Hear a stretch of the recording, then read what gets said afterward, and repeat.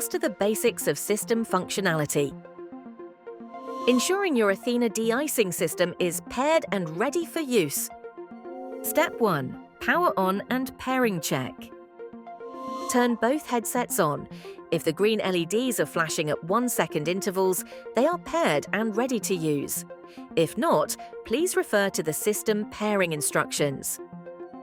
Step 2. Microphone function test. With both headsets powered on, make sure the latch switches are in the live microphone position. Place one headset on your head and lightly scratch the microphone on the other headset. You should hear the sound clearly.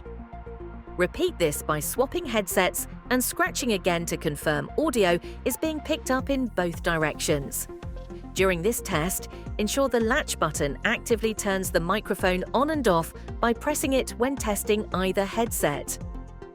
Note: if two people are available, each can wear a headset and speak to confirm two-way communication. Step 3. Volume control test. If you're testing alone, place one headset near a noise source such as a radio or mobile device playing music. Wear the second headset and check that you can hear the sound clearly. Use the volume control to confirm that audio can be increased and decreased smoothly. Once checked, swap the headsets and repeat the process to ensure both volume controls work correctly. Note: with two people, this test can also be carried out by speaking into one headset, while the other adjusts volume for clarity.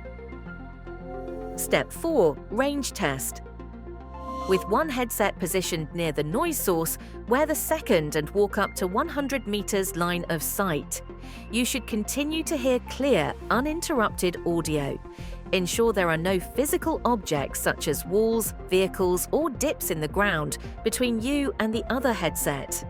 Note: if two people are available, each can wear a headset and talk while walking apart to confirm consistent communication range.